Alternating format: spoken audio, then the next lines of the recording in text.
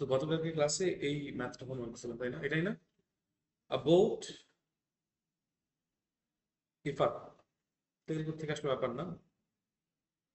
A boat floating on standing water as the person jumped into the bank horizontally. With other people on the boat, the total mass is 300 kilograms. The mass of the person who jumped is 60 kilograms and the jump velocity was 20 meters per second. এই পর্যন্ত সিনারিটা আমরা চিন্তা করি। এই পর্যন্ত যতটুকু বলছে যে একটা কি বলছে, বেসিক্যালি ধরে নিচ্ছি এই হচ্ছে আমার স্ট্যান্ডিং ওয়াটার। দ্যাট মিনস আমার যেই ওয়াটার বডিটা আছে এখানে কারেন্ট ভেলোসিটি 0। ধরে নিচ্ছি এই হচ্ছে আমাদের জিতবে এবার নৌকা, কিছু না। অ্যান্ড এই হচ্ছে রিভার ব্যাংক, এই হচ্ছে রিভার ব্যাংক, তাই তো? তো একজন মানুষ আছে, যেই মানুষটা এখানে ধরো বোটের এই মাথায় দাঁড়ায় আছে। আমি কখনো ড্রয়িং করতাম না, আমাদের ড্রয়িং ছিল না তো।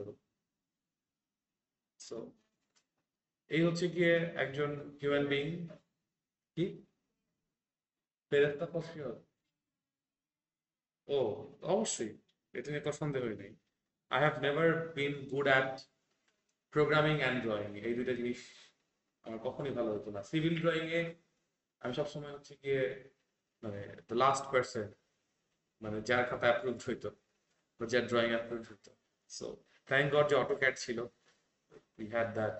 এনিওয়েজ, সো এই যে ভদ্রলোক আছে, এই ভদ্রলোকের মাস মনে করো M1, আমাদের কোয়েশ্চেনে বলছে কত, 60 কিলোগ্রাম।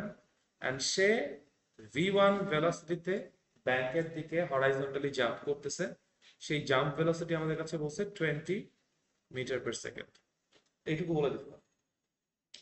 এখন ভদ্রলোক যখন জাম্প করছে, এই ভদ্রলোক যখন জাম্প করছে সে তো আসলে আসমানে উঠতেছে, তাই না?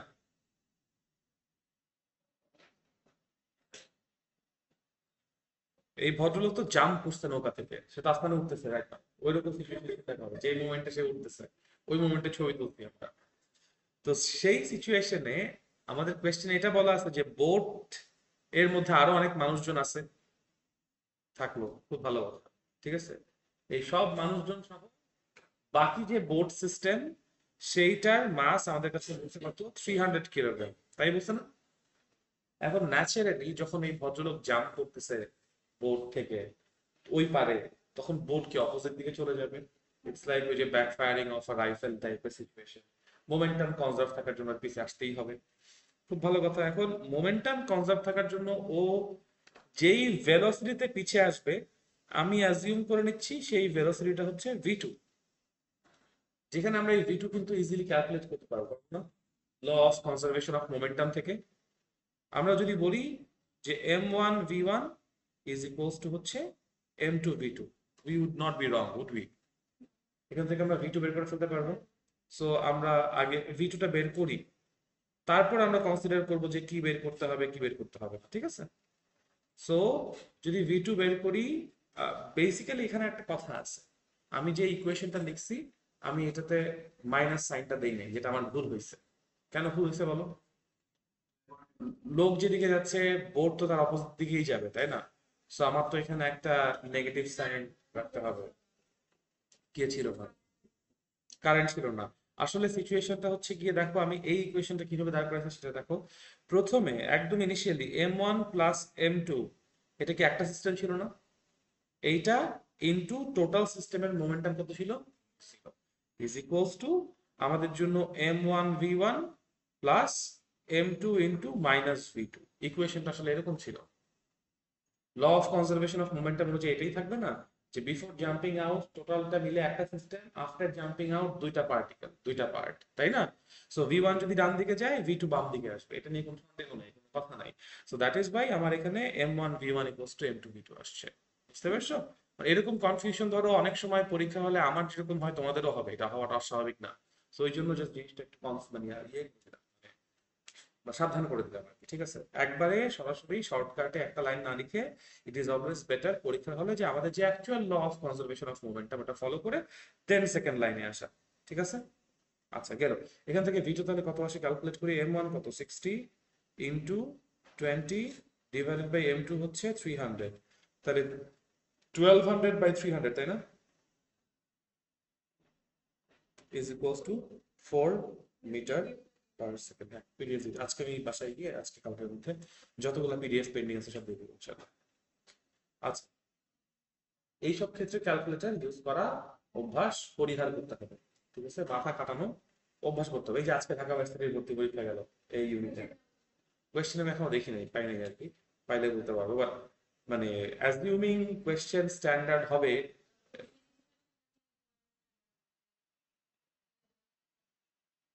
আচ্ছা, সামি ভাই লিখছে। আচ্ছা যাই হোক, হইতে পারে, মানে question আরো standard করবে ultimately, যাই হোক। ঘটনা হচ্ছে যে ওই ঢাকা ভার্সিটিতে অ্যাডমিশন টেস্টের জন্য তো ক্যালকুলেটর থাকবে না, সো ওই প্র্যাকটিসটা হয়ে গেল। এনিওয়েজ, আমরা হচ্ছে গিয়ে এটুকু বুঝতেছি বোট হচ্ছে 4 মিটার পার সেকেন্ড ভেলোসিটিতে মুভ করতেছে, তাই না? কোন দিকে? ব্যাকওয়ার্ডে, right?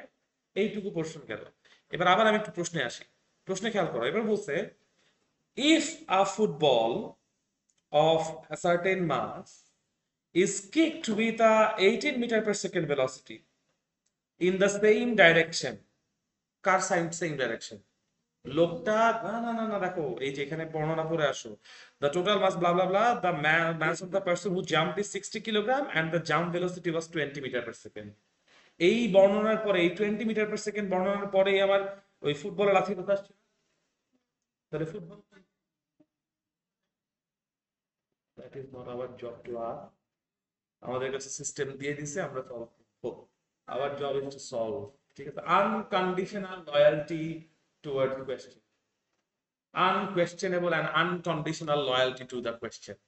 This is the first thing we have to abide by. But anyway, দেখো দেখো দেখো, এই জায়গায় কিন্তু সমস্যা হবে। তোমরা, আমরা তো সলভ এভাবেই করি না। আগে হচ্ছে যতটুকু প্রশ্ন দিচ্ছে, যতটুকু মেক সেন্স করছে ওইটুকু দিয়ে সলভ করব। তারপরে পরে ইফাত একটা কথা বলবো যে যতটুকু পর্যন্ত ইনফরমেশন আমাদেরকে দিয়ে দিছে ওইটুকু পর্যন্ত ক্যালকুলেশন করি। তারপর কি করি আমরা? তারপর পরের পার্টের ক্যালকুলেশনে করি, রাইট? সো আমরা যদি এই ইয়া ফলো করতে চাই, ফ্লো চার্ট ফলো করতে চাই, তাহলে আমার ফুটবলের ডিরেকশন কোন দিকে মনে হবে? একটু আগে সবাই যেটা বলছে যে বোর্ডের দিকে।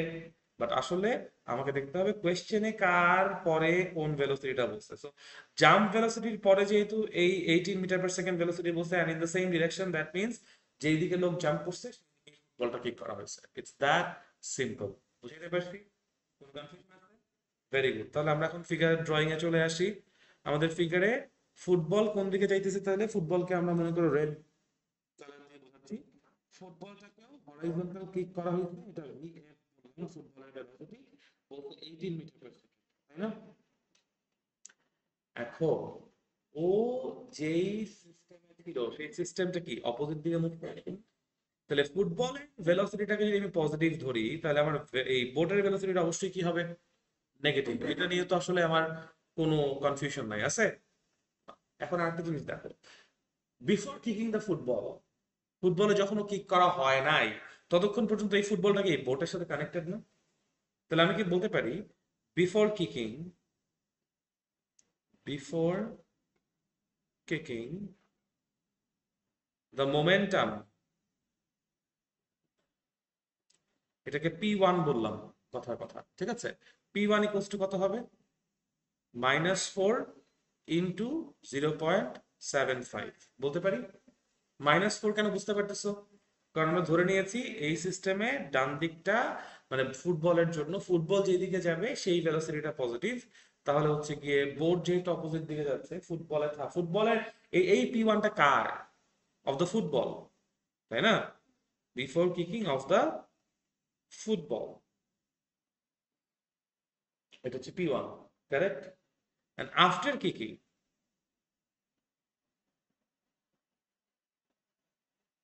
The momentum of the football, এটাকে লেটস সে বললাম P2। P2 ইকুয়ালস টু কত? 18 ইন্টু 0.75। কোয়েশ্চেনে বলে দেওয়া আছে 18 মিটার পার সেকেন্ড ভেলোসিটিতে আমি ফুটবলটাকে কিক করছি, ওর মাসও আমি জানি, এটা বলা যায়। আচ্ছা, ভেরি গুড। তাহলে এইখান থেকে আমরা P2 এবং P1 এর ভ্যালু ক্যালকুলেশন করতে পারি। আমাকে একটু বলো তো P2 আর P1 এর ভ্যালু কত? 0.75 মানে কত? 3/4 না? 3/4 ইন্টু 4 মানে 3 minus 3 K G metre per second বলা যায়। 3/4 ইন্টু 18, তাহলে এইদিকে কাইটা নিচে 2, উপরে হচ্ছে গিয়ে 9, 3 নং 27, 27কে 2 দিয়ে ভাগ করলে কত হয়? 16.5।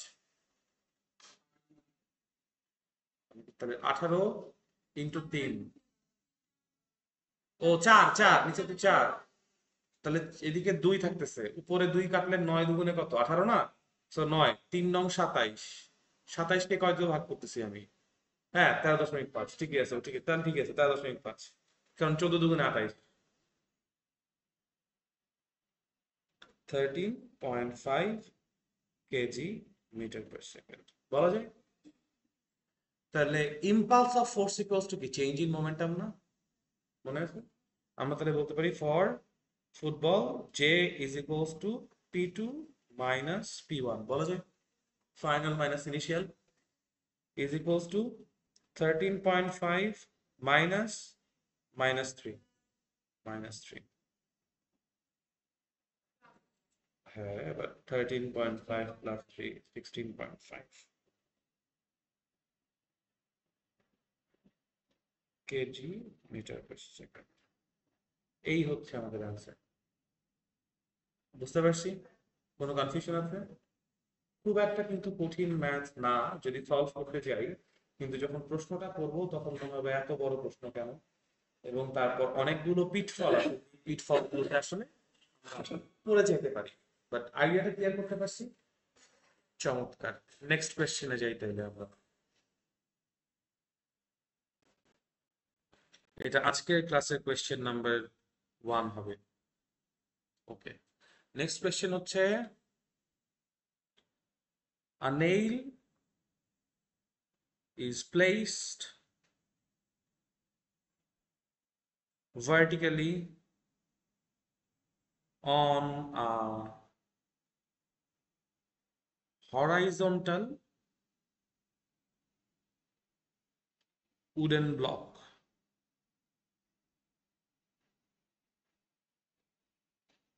A 1 kg hammer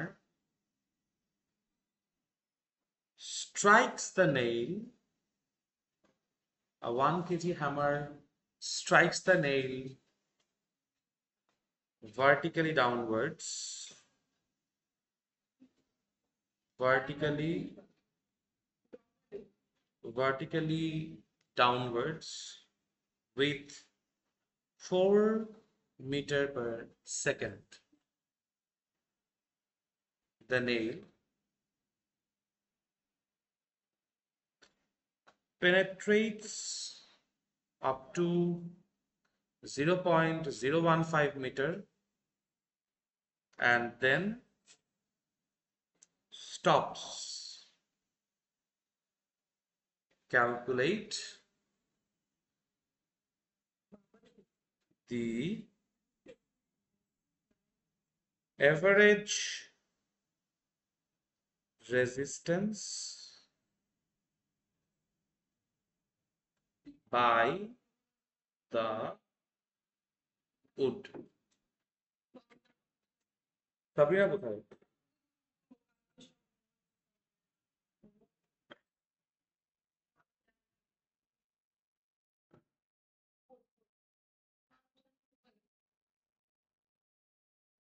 Okay. A nail is placed vertically on a horizontal wooden block. তুলে নিবি? পিডিএফ দিয়ে দিব। আচ্ছা, তুলে নিস। নে।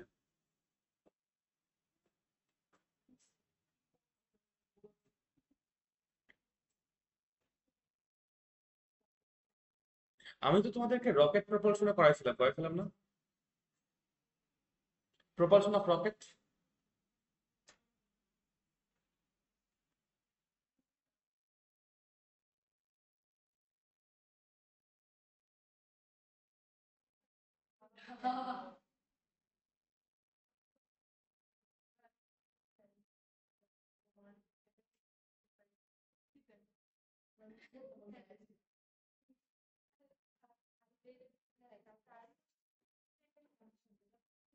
সব কিন্তু রেকর্ড হচ্ছে। সবগুলো রেকর্ড হচ্ছে। খুব রেকর্ড শোনা হয় সবার।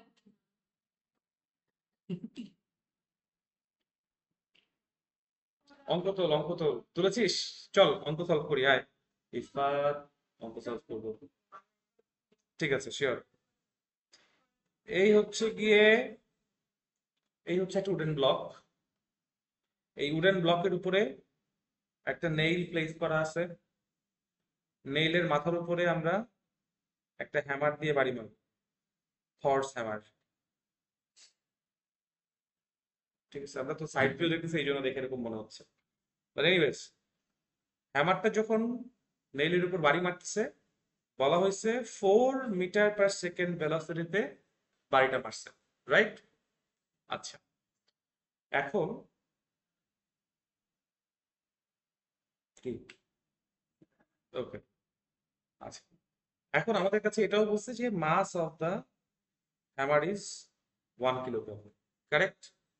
আচ্ছা, আমরা কি এইটা অ্যাজিউম করে নিতে পারি যে আলটিমেটলি দ্য হোল থিং, মানে আমার জন্য হ্যামারের যে কাইনেটিক এনার্জি ছিল 1/2 mv², হ্যামার তো 4 মিটার/সেকেন্ড এসে বাড়ি মারছে, সো ওর তো একটা মানে ইয়া আছে, কি বলে এটাকে, কাইনেটিক এনার্জি আছে। So 1/2 mv² is equals two হচ্ছে, আমি বলতে পারি এফ ইন্টু এস, বলা যায়, যেখানে এফ হচ্ছে তার উপর অ্যাক্টিভ ফোর্স, যে এফ ফোর্সটা রেজিস্ট করবে, তাই না? আচ্ছা, বাট এই রেজিস্ট্যান্সের এগেইনস্টে আমাদের কোয়েশ্চেনে বলছে দ্য নেইল পেনেট্রেটস ইনটু 0.015 মিটার, তাই না? তাহলে আমার এইখানে একটা ছোট্ট ডিসপ্লেসমেন্ট আসবে অবশ্যই। এই এস ডিসপ্লেসমেন্টটাই হচ্ছে basically the displacement S, correct? বলা যায়। এখন এখান থেকে আমরা কিন্তু খুব ইজিলি ফোর্স কতটুকু ক্যালকুলেট করে ফেলতে পারি। ফোর্স ইকুয়ালস টু আমরা বলতে পারি 1/2 mv² ডিভাইডেড বাই এস, সবগুলো ভ্যালু দেওয়া আছে, রাইট? মাস কতটুকু বলা আছে, 1 kilogram into 4² divided by S হচ্ছে 0.015 বলা যায়। আমরা এখানে law of conservation of energy use করতেছি। বেসিক্যালি 1/2 mv² যতটুকু এনার্জি কাইনেটিক নিয়ে ও মাথার উপর ধাম করে বাড়িটা মারবে, তার এগেইনস্টে তো ওয়ার্ক ডান করবে উড, বলা যায়। মাহিন, বুঝতেছো? এখন এখান থেকে আমরা একটা এফ এর ভ্যালু বের করতে পারি। কত আসে এফ এর ভ্যালু বলো তো একটু আমাকে, বের করে।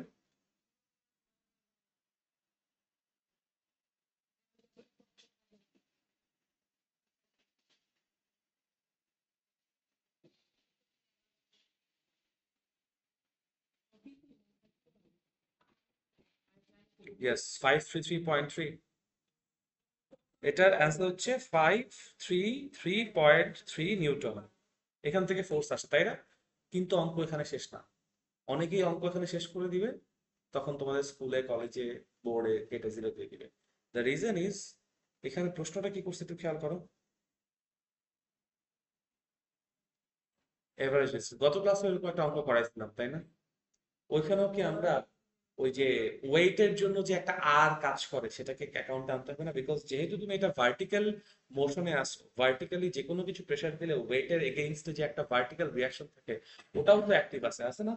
সো আমি যদি আলটিমেটলি ওই উডেন ব্লকটার একটা ডিটেইল ফ্রি বডি ডায়াগ্রাম আঁকি, ব্যাপারটা এরকম হবে যে এই হচ্ছে নেইল, নেইলটা ভিতরে ঢুকে গেছে, নেইলের মাথার উপরে কি আছে, আমার একটা হ্যামার আছে। এই পুরো সিস্টেমের একটা নিজস্ব মাস আছে না, মানে ওয়েট আছে না নিচের দিকে, সেই ওয়েট এমজি। এই ওয়েটের এগেইনস্টে the whole system is giving a vertical reaction force, F না বলি, এটাকে আর বলি, বলতে পারি? ওকে। এবং তুমি যে বাড়িটা মারছো সেই বাড়ির এগেইনস্টে উড যে রেজিস্ট্যান্স ফোর্স দিছে এফ, সেটাও আমাদের জন্য অ্যাক্টিভ, অ্যাক্টিভ না? আমি যদি তাহলে এখন বলি এফ আর আর এর মধ্যে, এফ হচ্ছে উড প্রোভাইড করতেছে ডিউ টু দা, আর আর হচ্ছে ওয়েটের জন্য। 1 কেজির একটা অবজেক্ট উপরে মাথায় আসে না, তাহলে 1 কেজির ওর একটা ওয়েট নিচের দিকে আছে না? তাহলে যে কোনো ওয়েটের এগেইনস্টে কি একটা ভার্টিক্যাল রিয়াকশন থাকে না? সেই রিয়াকশন ফোর্সটা তো বাদ যাবে না, বাদ যাবে? এক্স্যাক্টলি। বুঝাইতে পারছি জিনিসটা? হ্যামার ওয়েট তো হ্যামারের জন্যই আসছে, আমার তো নেইলের কোনো ওয়েট বলে নাই, বলছে? বুঝো নাই? নেইলের যদি ওয়েট বলা না থাকে দ্যাট মিন্স কি নেইলের ওয়েট ইনফিনিটেসিমাল, ওটা আসলে খুব একটা ইম্প্যাক্ট ফেলতেছে না।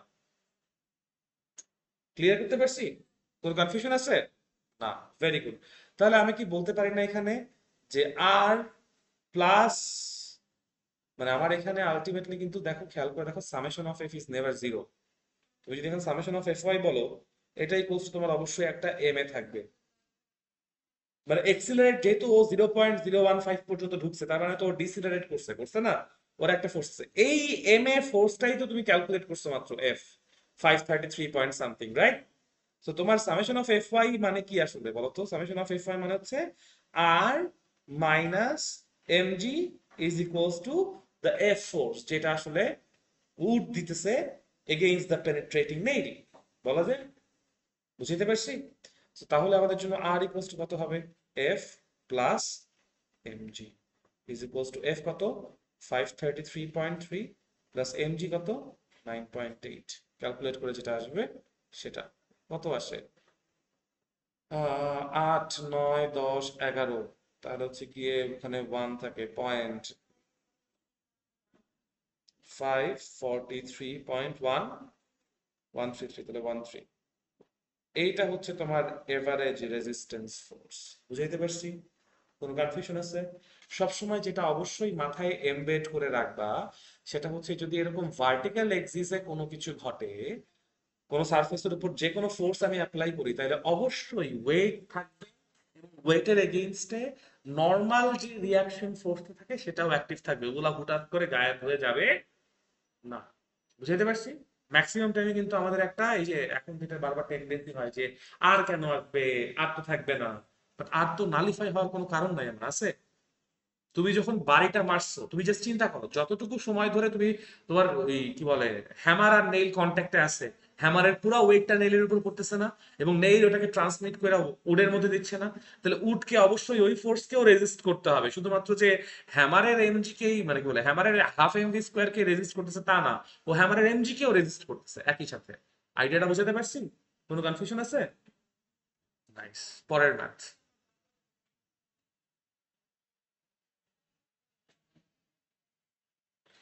A shell of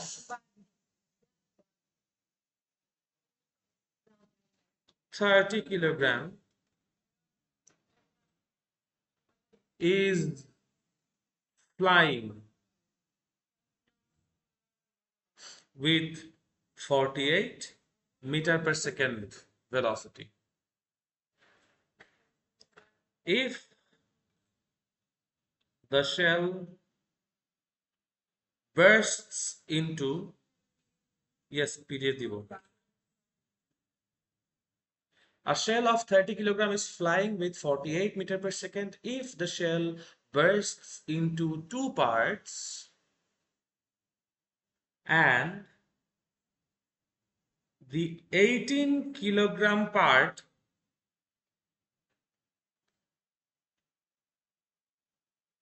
comes at rest,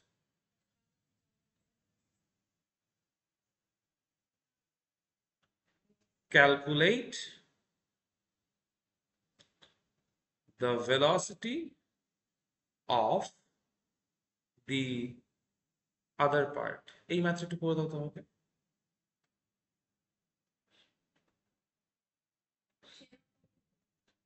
bombshell, যেহেতু শেল ফ্লাই করতেছে এন্ড কিছুক্ষণ পর ব্লাস্ট হবে বা বার্স্ট হবে, সো ইটস আ বম্বশেল।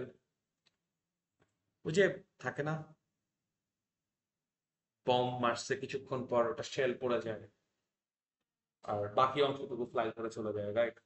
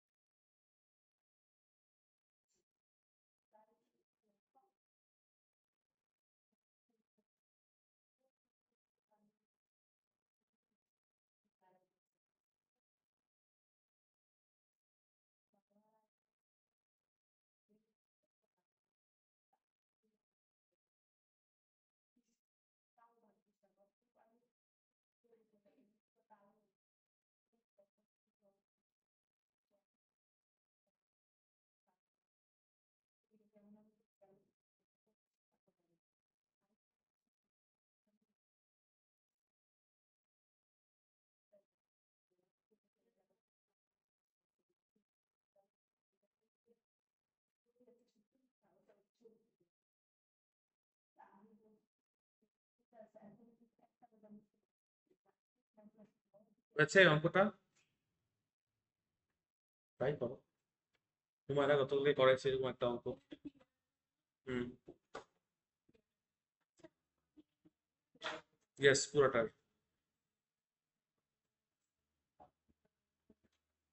তো যখন আমি করে দিব সবাই তখন হাসবা, এই জিনিসটা করি নাই, করতে পারি নাই।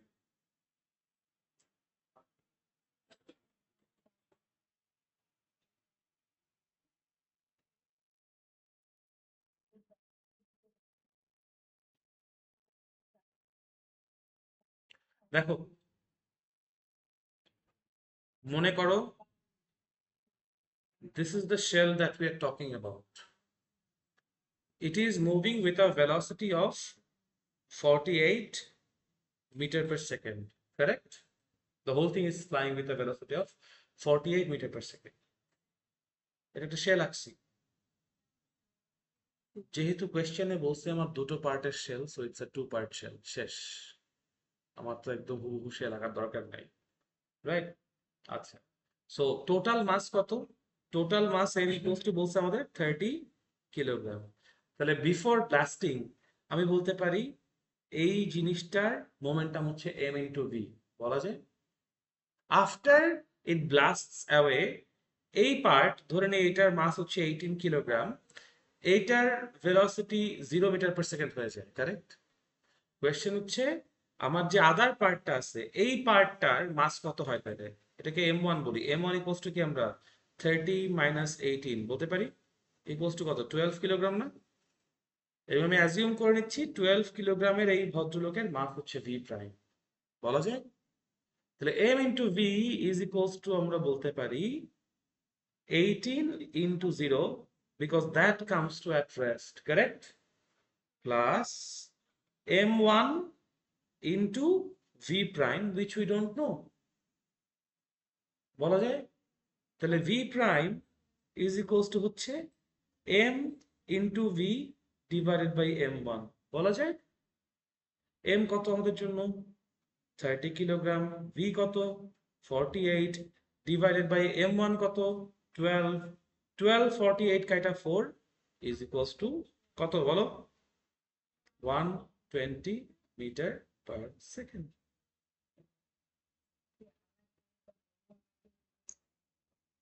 হুমায়রা 3 লাইনের অঙ্ক করতে পারো নাই? তোমাকে শুধু একা না, ইরফাত পারে নাই, তারপর সুভা পারে নাই, মাহিন পারে নাই, তারপর প্রার্থনা পারে নাই। না, এটা বাবা, এটা এমন একটা অঙ্ক যেটা ক্লাস 10 এর বাচ্চাদেরকে দেওয়া যায়, বিকজ এখানে আমার এক্সট্রা কোনো কিছু নাই। Law of conservation of momentum, it's just gun থেকে বুলেট বেরোচ্ছে, ওইটাকে আমি শেলের মধ্যে নিয়ে গেছি, দ্যাটস ইট। করতেই পারে, করতেই পারে।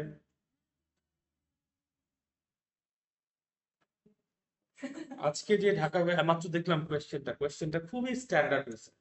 স্ট্যান্ডার্ড এই সেন্সে যে মানুষজন বলবে যে ইঞ্জিনিয়ারিং স্ট্যান্ডার্ড হয়েছে, বাট আসলে প্রশ্ন সহজ হয়েছে। যারা আসলে কখনো জীবনে থিওরি ডেরাইভেশন করে নাই তারা বিশাল ধরা খাবে, যারা শুধুমাত্র ম্যাথ পেয়ে গেছে তারা বিশাল ধরা খাবে। একটা জিনিসও কমন জিনিস পায় না। 15টা এমসিকিউ, 4টা সিকিউ, একটা জিনিসও আমি দেখি নাই। হ্যাঁ, ব্যাপারটা হচ্ছে মেডিকেল ভার্সিটির জন্য তো প্রিপারেশন আলাদা হওয়ার কথা ছিল না জীবনে, এটা আমাদের কোচিং সেন্টার গুলো বানায় ফেলছে। মানে কোচিং সেন্টার গুলো ওইরকম জিনিসপত্র করে ফেলছে, বাট জীবনে তো কখনো কোথাও বলা হয় নাই যে এটার কোয়েশ্চেন প্যাটার্ন এরকম হবে, ওটার কোয়েশ্চেন প্যাটার্ন এরকম হবে, এবং কখনো ছিলও না। আমরা জোর করে ফিট ইন করছি যে মেডিকেলের জন্য শুধুমাত্র সূত্র মুখস্থ করলে হয়ে যায়, ঢাকা ভার্সিটির জন্য শুধুমাত্র এই বইয়ের অঙ্ক, বোর্ডের অঙ্ক করলে হয়ে যায়, বুয়েটের জন্য আলাদা অঙ্ক লাগে না, এটা কখনো কোথাও বলা হয় নাই। ওই যে বললাম তো, এটা হচ্ছে আমরা আমাদের কি বলবো, পড়াশোনা করানোর ইজ বাড়ানোর, মানে দেখো, তোমাদেরকে যদি আমার সূত্র প্রমাণ করাইতে হয়, যেমন আমি তোমাদেরকে সূত্র প্রমাণ করে করে করাই, দেখো ক্লাস স্টুডেন্ট নাই, ঠিক আছে, সমস্যা নাই। এই ধরো বাকি টিচাররাও দেখবা আইদার সূত্র প্রমাণ করে করানো শুরু করবে। ওকে, না করান, কিন্তু ওই তো মানে যখন তোমরা তাহলে এইচএসসি পরীক্ষা শেষ করে অ্যাডমিশন টেস্টে যাবা তখন বুঝতে পারবা যে আসলে এইবারে ঢাকা, এক্স্যাক্টলি, সবসময় মাথায় রাখবা সূত্রের ডেরাইভেশন যদি না শিখো, অঙ্ক মানে আজকে বাসায় গিয়ে একটু উদ্ভাসের পেজে ঘাটায়ও, ওরা সলভ দিয়ে দিছে, ঠিক আছে, ঢাকা ভার্সিটির রিটেন পরীক্ষার প্রত্যেকটা সূত্র ডেরাইভেশন, মানে অঙ্ক বা সূত্র ডেরাইভেশন করে করে আসতে হবে। উদ্ভাসের রুলস হচ্ছে ওদের কাছ থেকে যারা একবার সরে যায় তাদেরকে ওরা আর নেয় না।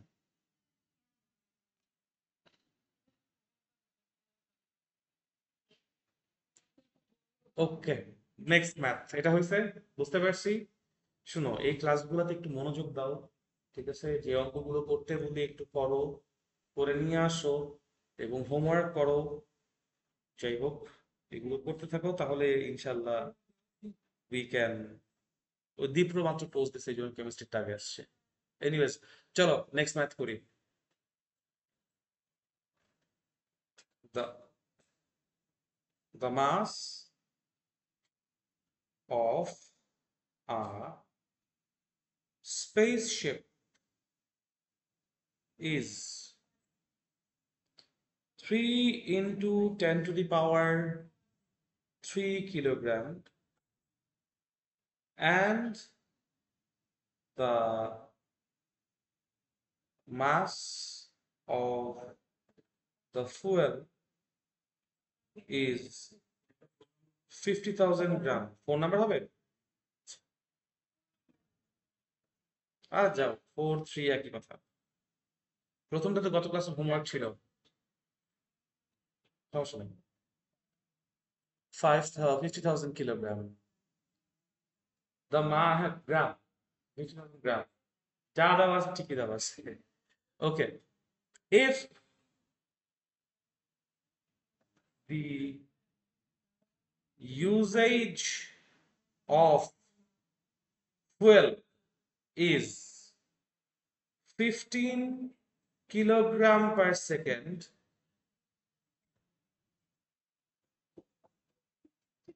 and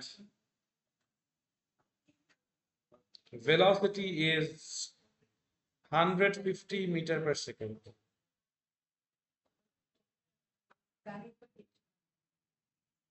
calculate the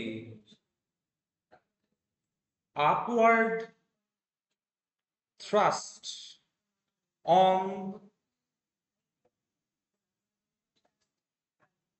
the spaceship.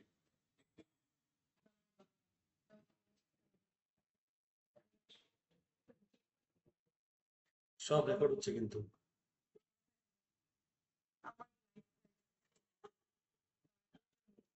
ওকে, এটাও দেখ।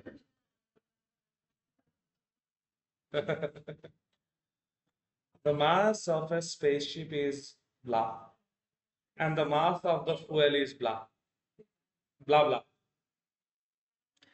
If the usage of fuel is blah and velocity is blah, calculate the upward thrust on the spaceship blah. আচ্ছা, এখন তোমরা যদি একটু আমার আগের লেকচারটা ঘাটায় দেখো, আপওয়ার্ড থ্রাস্ট এটাকে আমরা ডিফাইন করছিলাম কিভাবে, যেখানে আমি রকেট প্রপালশন পড়াইছিলাম ওখানে দেখো upward thrust F is equals to এরকম একটা ইকুয়েশন ছিল, D DT of M into VR. মানে থ্রাস্ট অন দ্য রকেট বা স্পেসশিপ কি হবে, the rate of change of momentum, তাই না? ফোর্স কি rate of change of momentum. আমাদের স্পেস শাটল থেকে ফুয়েল কেমনে বেরোচ্ছে, কনস্ট্যান্ট ভেলোসিটিতে বেরোচ্ছে না? একটু ফিগার আমাদের গ্রাফটা দেখো, মানে ম্যাথটা দেখো, এখানে আমার কনস্ট্যান্ট ভেলোসিটি থেকে ফুয়েল বেরোচ্ছে না, কিন্তু ফুয়েলের যে মানে অ্যামাউন্ট আস্তে আস্তে কি কমতেছে না? 15 কিলোগ্রাম পার সেকেন্ড, মানে কি পার সেকেন্ডে 15 কিলোগ্রাম করে ফুয়েল সে পুরাইতেছে। The usage of fuel is 15 kilogram per second, right? So ফুয়েলের মাস চেঞ্জ হচ্ছে, বাট ফুয়েলের যে রিয়াল ভেলোসিটি আছে সেটা কনস্ট্যান্ট আছে। তাহলে rate of change of momentum কি হবে? Rate of change of mass times the constant velocity. বলা যায় এটাই কি আপওয়ার্ড থ্রাস্ট হিসেবে কাজ করবে। কোয়েশ্চেনে D D T of value কত বলে দিয়েছে? 15। আর কোয়েশ্চেনের মধ্যে ভিআর বলে দিয়েছে 150। তাহলে 15 টাইমস 150 ইজ ইকুয়ালস টু কত? 2250 নিউটন। জাস্ট 2 লাইনে ম্যাথ শেষ। এগুলো কিন্তু এমসিকিউর জন্য, যেগুলো এরকম দুই, হ্যাঁ এটাই তো ক্যাচ। তোমাকে বড় কোয়েশ্চেন দিছে, আবার দেখো আরো কি কি ট্রিক করছে। স্পেসশিপের মাস বলছে, তারপর স্পেসশিপের মধ্যে ফুয়েল কতটুকু মাস আছে, এই কথাগুলো বলে তোমাকে আসলে কনফিউজ করছে। হ্যাঁ, ভিআর হচ্ছে এই যে কনস্ট্যান্ট ভেলোসিটি, যেই ভেলোসিটিতে ফুয়েল বেরোয়। এই যে আমার যদি রকেট শিপ হয় তাহলে এই নিচ দিয়ে ফুয়েল বেরোচ্ছে না, এটাই তো ভিআর।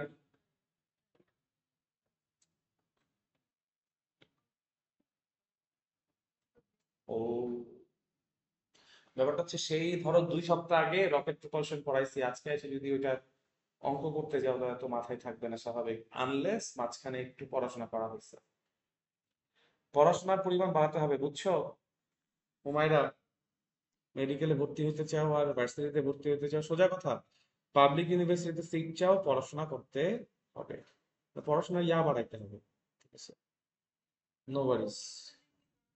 তুমি দেখো এই আমরা গত 2 দিনে এবং তার আগের সপ্তাহে কতগুলো অঙ্ক করে ফেলছি নিউটনিয়ান মেকানিক্সের মোটামুটি।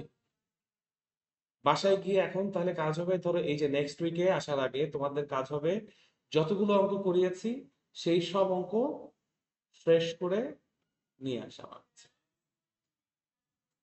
ফ্রেশ করে বলতে আমি মিন করি নাই যে পরিষ্কার করে, ফ্রেশ করে বলতে কোয়েশ্চেন দেখবা নিজে নিজে করবা, করতে গিয়ে আটকায় গেছো ওই আটকা অঙ্কই নিয়ে আসো, ঠিক আছে? এবং আরেকটা জিনিস, এই শুনো শুনো শুনো শুনো, তোমাদের যে অঙ্কগুলো আমি করিয়েছি ওই রিলেটেড ওই টাইপের, তোমরা সেলুসারের বই পড়ো অথবা ইসাক স্যারের বই পড়ো অথবা প্রামাণিকের বই পড়ো অথবা তপন স্যারের বই পড়ো। হ্যাঁ, লেকচারটা তো সেলুসারের বই। হ্যাঁ, ভালো বই তো। ভালো বই। যাই হোক, সোজা কথা, তোমাদের কাছে যে রিসোর্স গুলো আছে ওইখান থেকে নিউটনের মেকানিক্স এর আমি যেই টাইপের অঙ্কগুলো করাইছি ওইটার উপর বেস করে যত রকম অঙ্ক পাও সেগুলোও করে নিয়ে আসবা। এটা নেক্সট ক্লাসে হোমওয়ার্ক, 1 2 3 4 5 5জন ক্লাসে আছে, আমি 5টা হোমওয়ার্ক নেক্সট ক্লাসে চাই, ঠিক আছে? নিউটনের মেকানিক্স মনে করার কিছু নাই, তুমি যদি আজকে থেকে বাসায় গিয়ে শুরু না করো শেষ করতে পারবে না তো, অঙ্ক কম হবে না। যতগুলো অঙ্ক আমি করিয়েছি এই অঙ্কগুলো প্লাস এই অঙ্কগুলোর সাথে মিলে এরকম টাইপের বইয়ে যে অঙ্কগুলো আছে সেগুলো বই থেকে তোমরা নিজেরা বের করে নাও, অথবা ধরো আরো যে টিচাররা বিভিন্ন জায়গায় পড়ান তারাও অনেক অঙ্কের শীট দিচ্ছেন মনে হয়, বা দেন নর্মালি, রাইট? সো ওইখান থেকেও ধরো মানে সোজা কথা, তোমরা নিউটনের মেকানিক্স এর প্রিভিয়াস ইয়ারের কোয়েশ্চেন, বোর্ড কোয়েশ্চেন এগুলো ঘাটালে অনেক কিছু পাবা না। ওইখান থেকে আমি যে যে ম্যাথ গুলো করাইছি এই পর্যন্ত ওই টাইপের যতগুলো ম্যাথ পাও সেগুলো অ্যাটেম্পট নিবা, যেগুলো পারবা না ওইটা ওই অবস্থায় খাতায় রেখে দিবা, আমি খাতায় কয়টা দিব তোমার লাল কালি দিয়ে লিখে করে দিব, কোনো সমস্যা নেই। ঠিক আছে? যদি আমি দেখি যে ধরো মাহিম ইফাত দুইজন মিলে একটা একটা টাইপের অঙ্কের প্রবলেম করছো, তারপরে আমি পরের ক্লাসে মানে বুঝাইতে পারছি? তোমাদেরকে নিজে থেকে অ্যাটেম্প নিয়ে এই ম্যাথগুলো করে আমাকে দিতে হবে যে ভাইয়া এগুলা পারছি, এগুলা পারিনি। আদারওয়াইজ আসলে প্রতিদিন ক্লাসে আসতে অঙ্ক করাচ্ছি, অঙ্ক তুলে নিয়ে যাচ্ছ, লাভ হবে না। ঠিক আছে? Very good. এই অঙ্ক বোঝা হয়েছে? নেক্সট ম্যাথে যাই। আর খুব একটা বেশি যে ম্যাথ আছে তা না, দেখি না কয়টা করতে পারি, আমার কাছে তো অনেক ম্যাথ আছে। ওকে, আচ্ছা আর একটা ম্যাথই করাবো। এটাও মোমেন্টাম নিয়ে।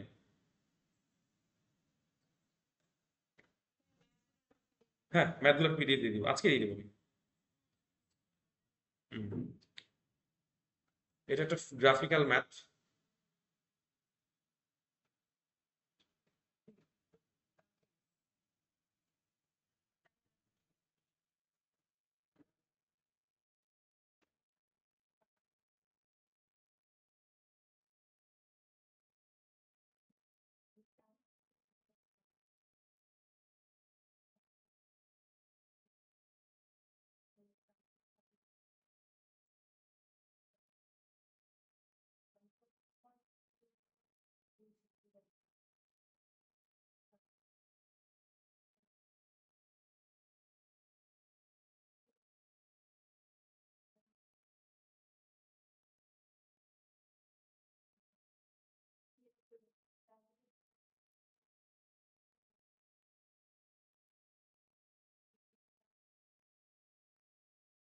দেখো, ফিগারটা দেখো কি হয়েছে, আমি একটু মুখে বলি।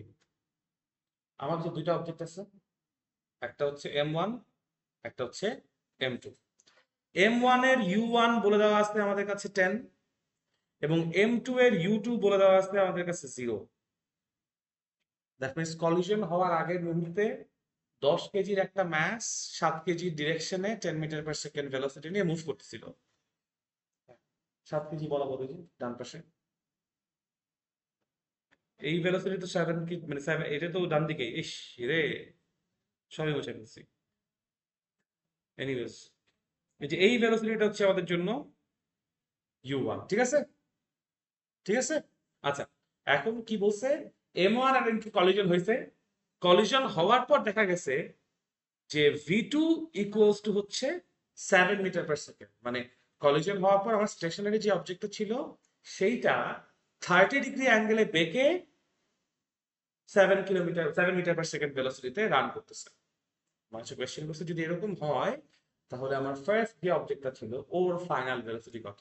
It's like a pool board বা ক্যারম বোর্ডের সিচুয়েশন। চিন্তা করো, স্ট্রাইক দিয়ে তুমি কুইনরা হিট করছো বা 8 বলকে হিট করছো, 8 বল গেছে লেফট পকেটে, তোমার স্ট্রাইক কোন দিকে যাবে?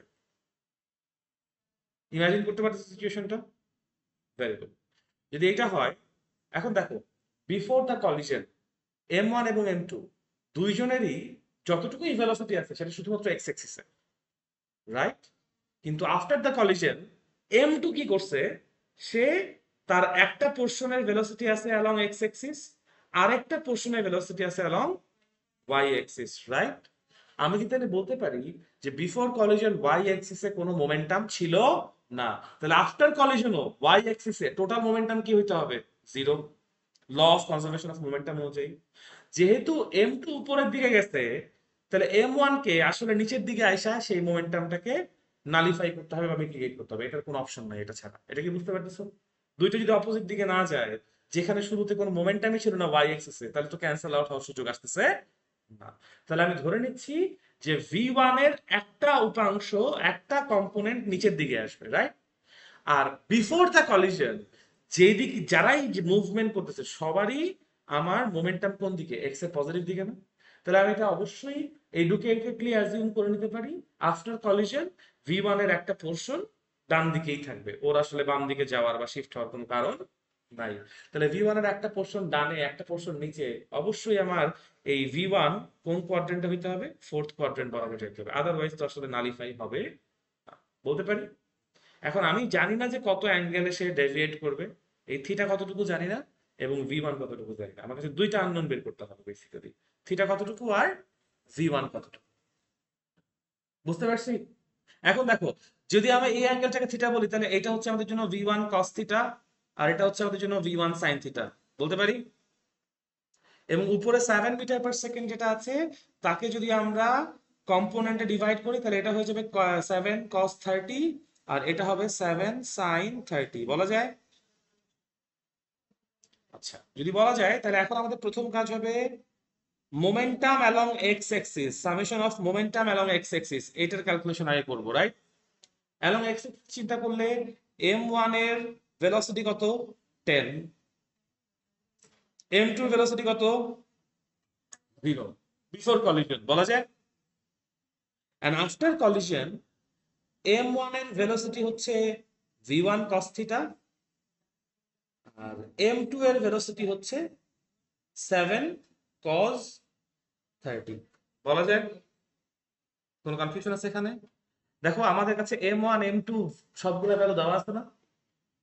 m1 m2, এই m1 এর ভ্যালু বসাও, এই m2 এর ভ্যালু বসাও, এখানে m1 এর ভ্যালু বসাও, যদি সব এখানে m2 এর ভ্যালু বসাও, যদি সবগুলো ভ্যালু বসাই ফেলি, তাহলে আমার লেফট হ্যান্ড সাইডে v1 cos থিটার একটা ভ্যালু থাকা উচিত।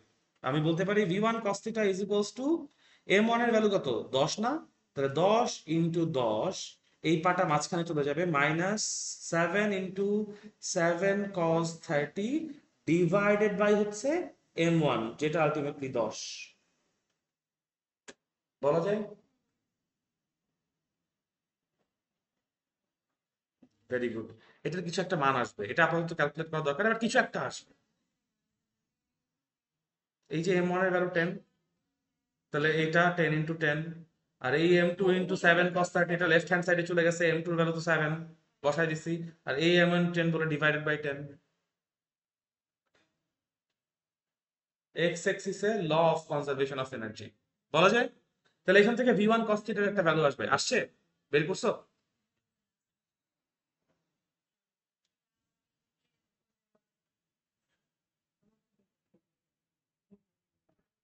কত আসবে? 5.75। এটাকে সেভ করে রাখলাম। পরের ইকুয়েশন কার জন্য হবে? y Axis. এখন y অ্যাক্সিসের জন্য খেয়াল করো, m1 এবং m2 দুজনের জন্যই কি জিরো না? y অ্যাক্সিস তো কার কোনো ভেলোসিটি নাই, আছে? বিফোর কলিশন, তাহলে বিফোর কলিশন একটা বিগ জিরো বলতে পারি। আফটার কলিশন একটু দেখো ফিগারটাতে,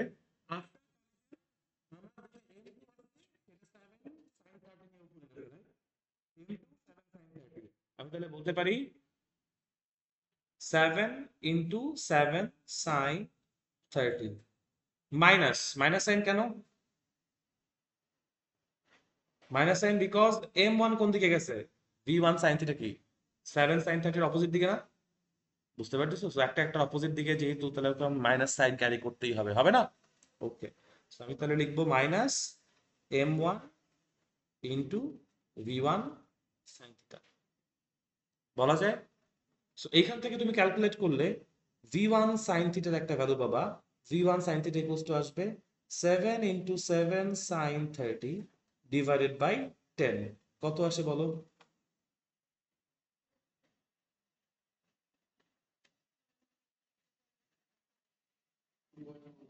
2.45। v1 সাইন থিটা কত পেয়ে গেছি, v1 কস থিটা কত পেয়ে গেছি, দুটাকে স্কোয়ার করে যোগ করে দিলে v1 চলে আসবে, দুটাকে রেশিও করে দিলে থিটা চলে আসবে। বুঝতে পারছি? পারবো ইনশাল্লাহ।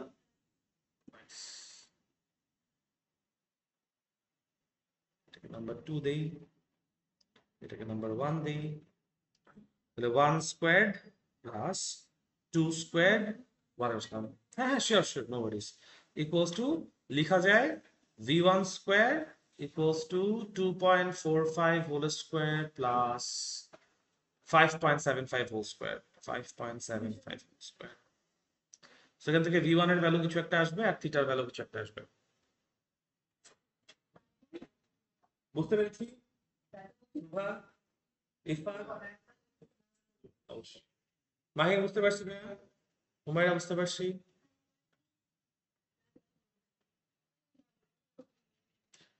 ঠিক আছে, তাহলে আজকে এই পর্যন্তই ইনশাল্লাহ। তোমাদের সাথে তাহলে